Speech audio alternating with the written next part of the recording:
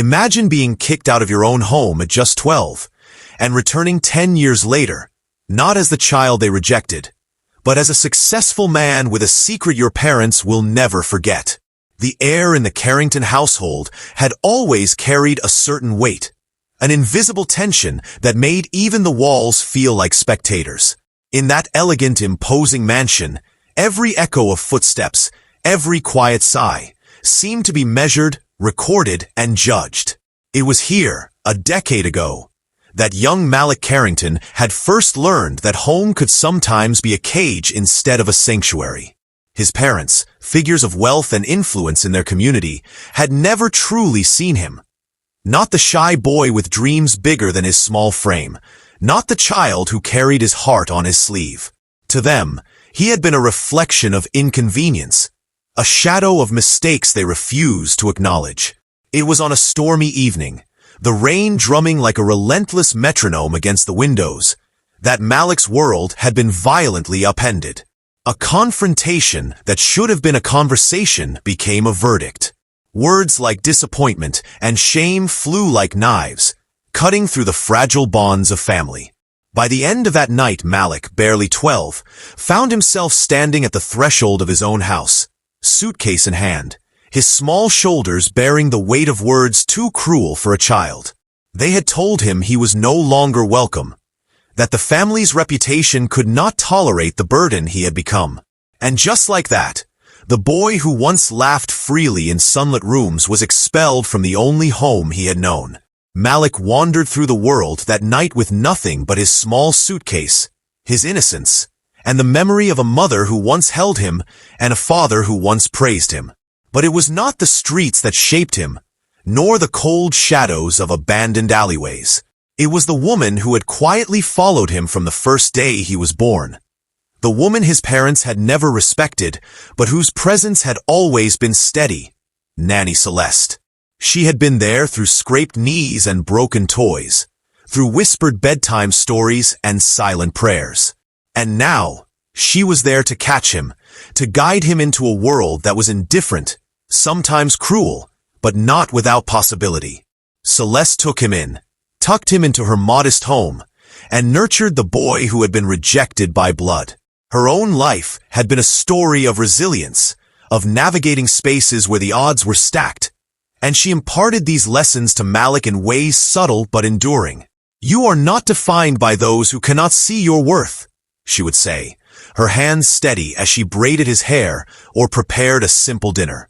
Over the years, she taught him about dignity, about the quiet power of patience, and the courage it took to face a world that often seemed designed to break those who dared to dream. Under her care, Malik grew, not just taller, but stronger, wiser, and unshakably proud of his identity. School became his proving ground. Where he had once shrunk into the shadows, Malik now walked with a measured confidence. Teachers noticed his sharp mind, classmates saw a quiet determination, and slowly, the boy who had been cast aside began to write a new narrative. He excelled academically, but more importantly, he cultivated emotional intelligence, empathy, and a sense of justice that would one day define him. Celeste remained a constant, her wisdom shaping his moral compass, guiding him through the labyrinth of adolescence with a grace that belied her modest circumstances. Yet, despite the stability and love Celeste provided, a storm brewed quietly within Malik. The pain of abandonment did not vanish. It simmered beneath the surface, tempered by years of reflection and growth, but ever present. He would lie awake at night, staring at the ceiling and replay conversations, wondering how people could forsake someone they had once vowed to protect. But with that pain came clarity. He realized that his journey was not about revenge. It was about reclaiming dignity, asserting presence, and showing the world, especially those who had wronged him, that a spirit nurtured in love and resilience could rise higher than one coddled in entitlement. As the years passed, Malik transformed into a young man whose presence demanded attention. Not arrogance, but an undeniable confidence rooted in self-respect. He pursued his dreams with precision, building a career that reflected both intellect and heart. Celeste remained his anchor, a quiet testament to love that transcends obligation. And then, the thought that had once seemed impossible began to take shape in his mind. A return. A reckoning not fueled by anger, but by the certainty that he deserved acknowledgement, that he had earned his place not through inheritance or entitlement, but through strength, endurance, and integrity. Now, a decade after the night that had torn him from the home of his birth, Malik stood before the familiar gates of the Carrington estate. He was no longer the timid boy clutching a small suitcase. He was a man sculpted by life's trials, guided by Celeste's unwavering support. And beside him, walking with the quiet authority that had always commanded respect, was the woman who had shaped his soul. The mansion loomed large, its polished windows reflecting the summer sun, oblivious to the storm that was about to enter. Malik's heart beat steadily. This was not an act of vengeance.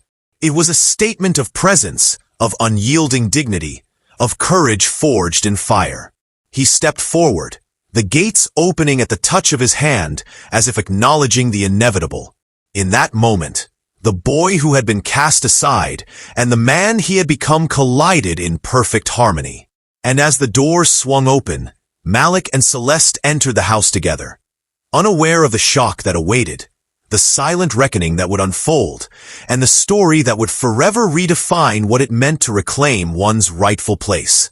The Carrington mansion had not changed much in a decade. Its grandeur remained, an intimidating blend of marble floors, crystal chandeliers, and rooms that seemed more like art galleries than spaces for living. But something in the air had shifted, an almost imperceptible tremor that went unnoticed by servants accustomed to routine. On this particular morning, the household buzzed with mundane affairs. Maids dusting, gardeners tending to sculpted hedges, and drivers polishing the black SUVs that gleamed like mirrors under the sun. Yet, none of them suspected the storm that was quietly approaching the front door. When Malik and Celeste entered the grand foyer, the sound of their footsteps seemed to echo louder than usual, each step announcing a presence that had once been denied. Malik's gaze swept across the familiar space, cataloging memories that flickered like faint ghosts. His mother's laughter that once filled the room, now replaced by an austere silence.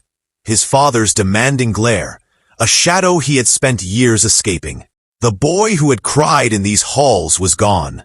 In his place stood a man shaped by resilience, by the quiet, enduring love of Celeste, and by the determination to claim the dignity that had been stripped from him so long ago. The first to notice them was the housekeeper, a woman loyal to the Carringtons, but with enough intuition to sense disruption. Her eyes widened as she whispered to the nearest maid, and like ripples across still water, news of the intruders, one familiar, one formidable, traveled swiftly to the main living room. And there they were, Malik's parents, lounging in chairs that seemed designed more for display than comfort, reviewing papers and discussing investments as if nothing mattered beyond wealth. The moment they laid eyes on Malik, their conversation faltered, as if the air itself had been replaced with ice. For a heartbeat, silence reigned. Malik's father, Robert Carrington, who had once dismissed his son with a word, now froze mid-sentence. His mother, Evelyn, who had cast a child into the storm of the world with little more than a cold glance, found her voice caught somewhere between disbelief and fear.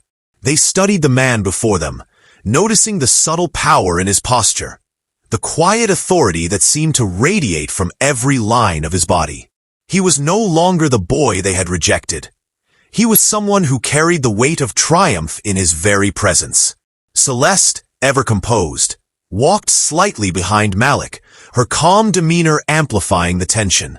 She had been his guardian, his mentor, and now she was a silent statement of the life Malik had built outside their gilded cage.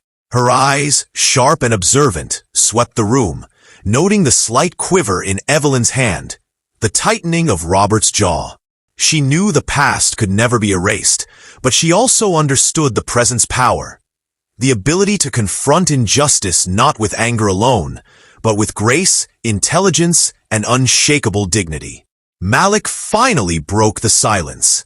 His voice was steady, controlled, carrying both authority and the quiet sting of past wounds. "It's been 10 years, he said, letting the weight of those words hang in the air. 10 years since I was told I didn't belong here. 10 years since you decided a child's worth was measured by convenience rather than love." Evelyn's lips pressed together, and Robert's eyes narrowed, but neither spoke. Words had failed them before, and now they seemed inadequate in the presence of the man who had risen from their rejection. Malik's gaze didn't waver. "I've come back," he continued, "not for revenge.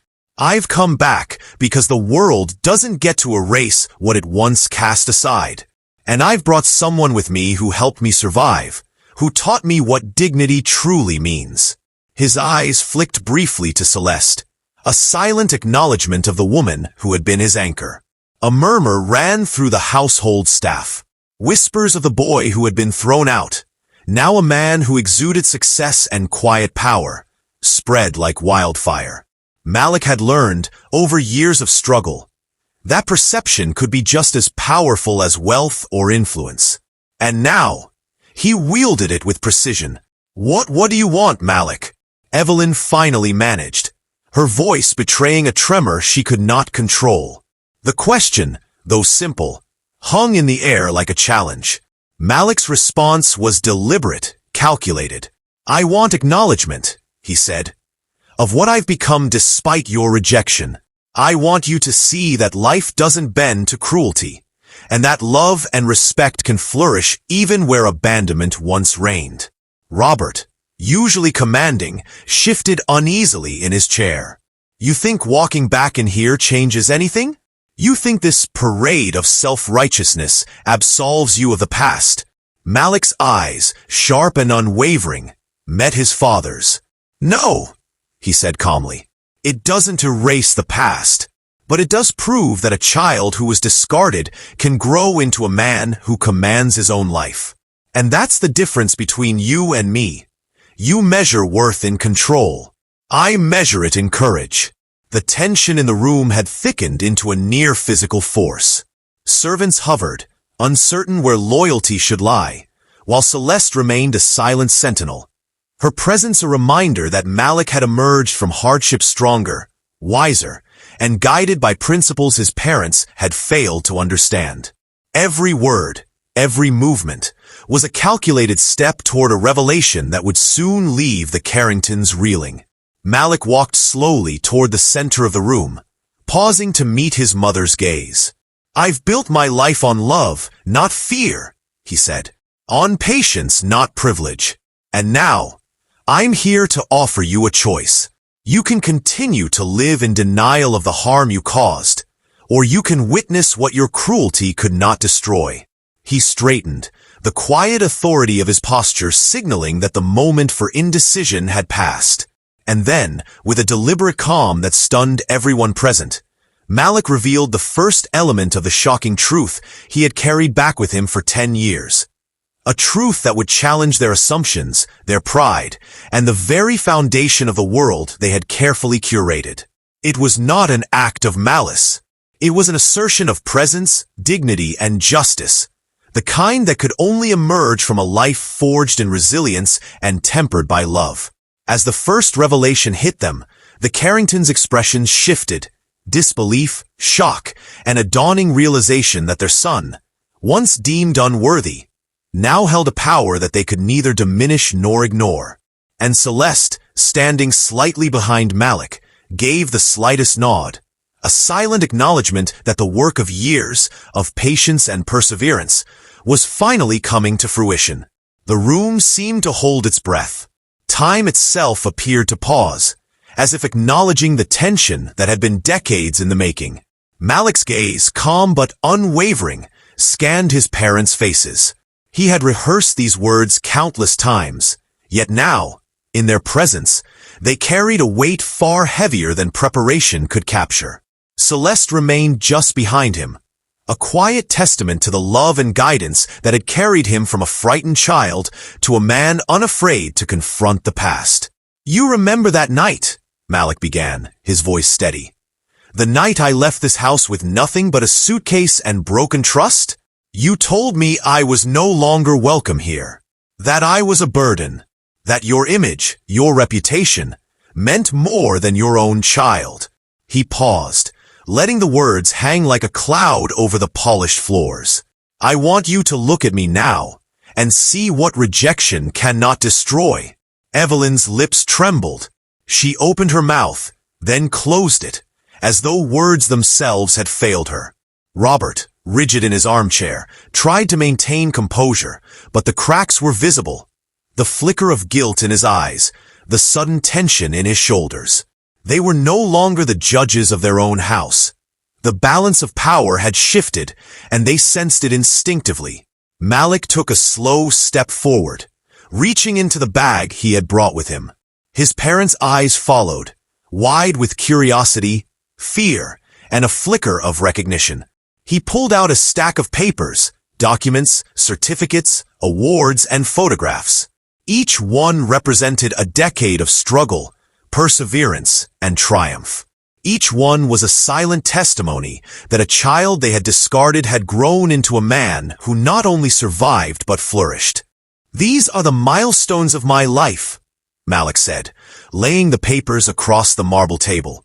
Each achievement, each victory, each step forward, built not on your approval, but on love, guidance, and resilience.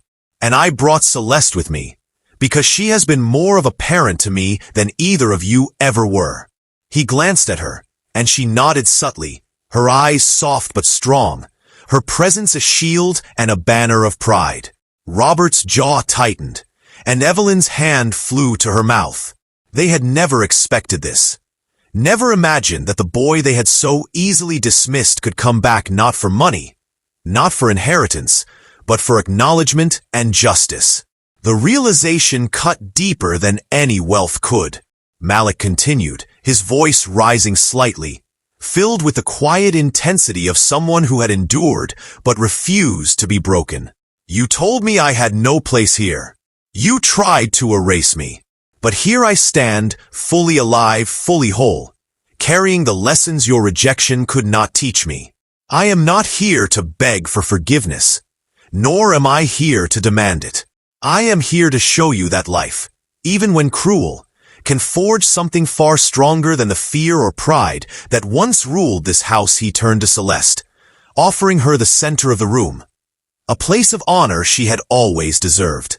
Celeste raised me, he said plainly, with the reverence of one acknowledging a true hero. She sacrificed, loved, and believed in me when my own parents would not. She is the reason I am standing here today, proud, confident, and unbroken. And I want you to understand that the lessons she taught me, strength, dignity, integrity, cannot be bought or inherited. They must be earned, and I earned them despite you. The shock was palpable. Robert leaned back, his mind racing, the arrogance he had once relied on now powerless against the undeniable truth before him. Evelyn clutched her chest, tears glistening in her eyes as guilt and regret collided with disbelief. They had underestimated the boy, misjudged the woman who guided him, and ignored the lessons of humanity that had eluded them both.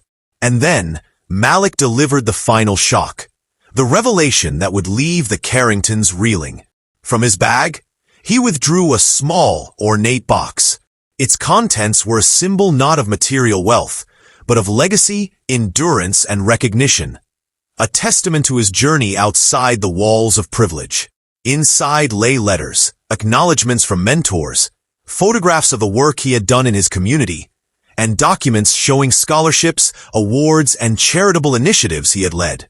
Every piece was a reminder that a life built on resilience and courage could surpass any life built solely on entitlement.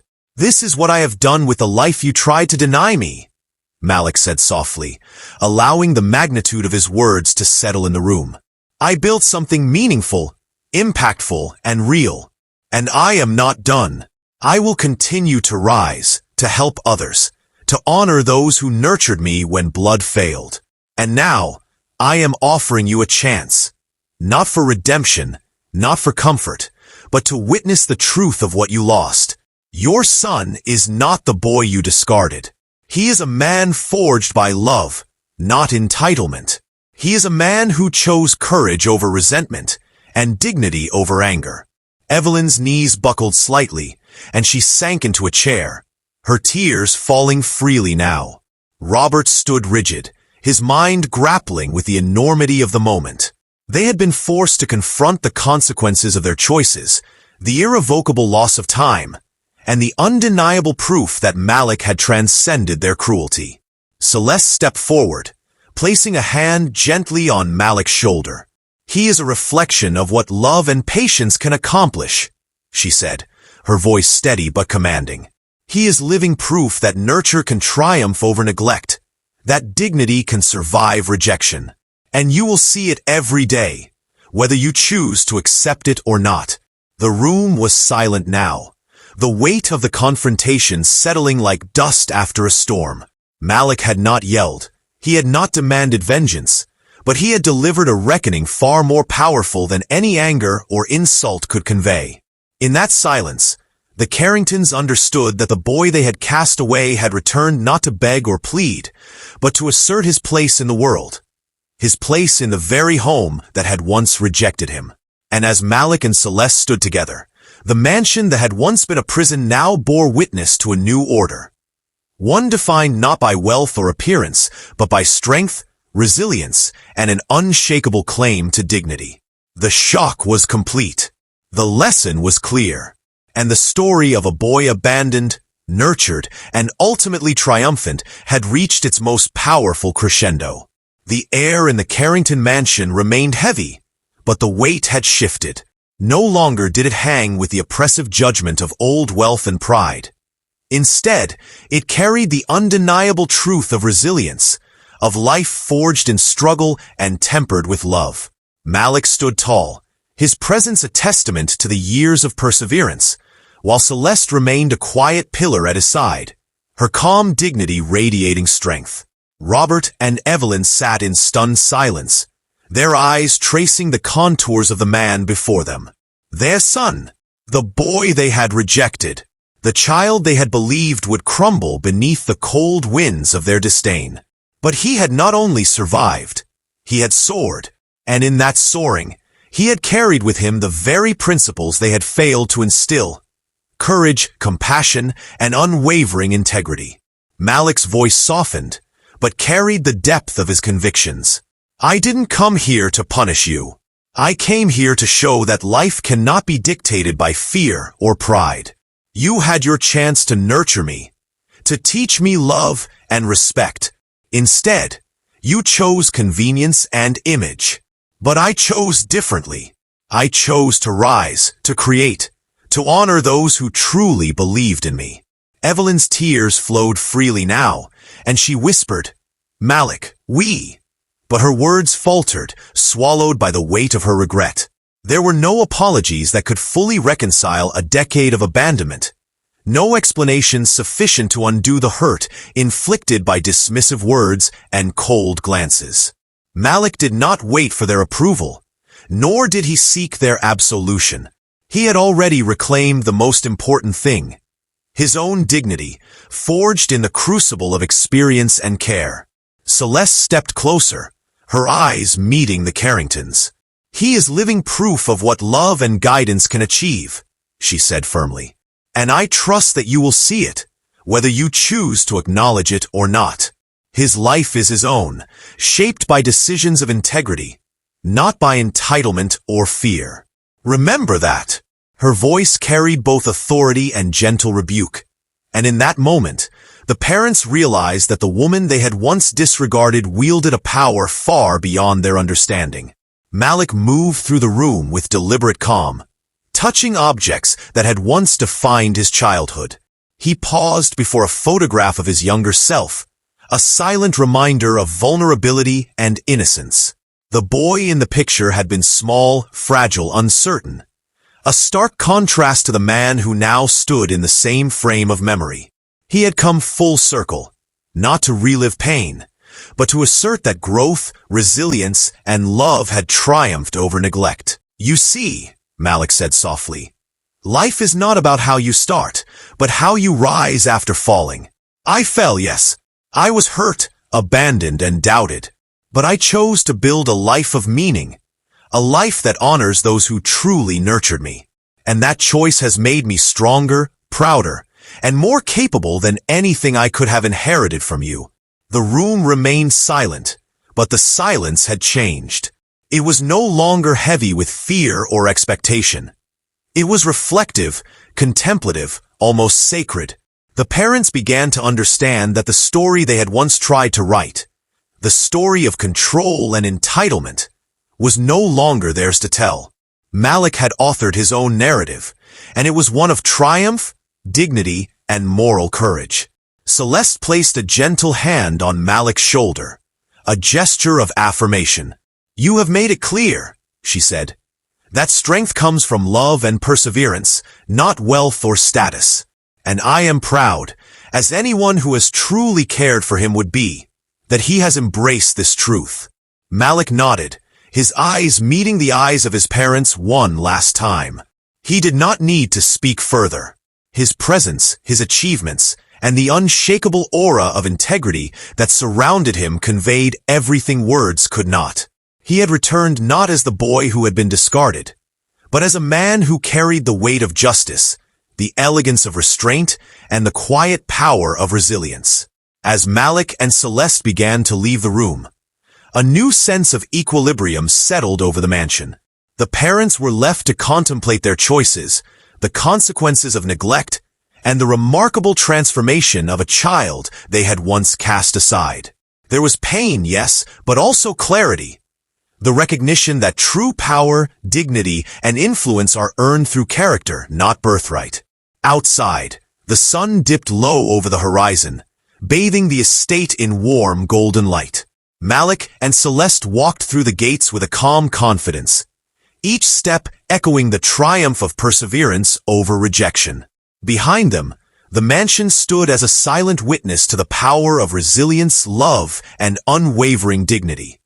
A house that had once imprisoned a boy, but now bore testament to a man's indomitable spirit. And as they disappeared into the approaching evening, the story of Malik Carrington became more than a tale of abandonment. It became a story of courage in the face of rejection, of honor in the midst of injustice, and of love that outlasts cruelty. It became a narrative that spoke not just to the Carringtons, but to everyone who had ever been cast aside, undervalued, or misunderstood. That no matter the obstacles, dignity can be reclaimed, justice can be silently achieved, and the human spirit can rise, unbroken and triumphant. The echo of Malik's journey would linger long after his footsteps faded. Proof that resilience, nurtured with love and tempered by trials, can overcome even the deepest wounds. And in that echo, there was hope. Hope for all who had ever been cast aside, and a testament to the truth that one's worth is never defined by those who fail to see it, but by the courage to rise, rebuild, and shine despite the shadows of the past. Malik had returned. He had confronted the past with dignity. And in doing so, he had not only shocked those who doubted him, but illuminated the path for anyone who had ever needed to reclaim their rightful place in the world. If you loved Malik's story, make sure to like, comment, and subscribe for more inspiring and shocking stories.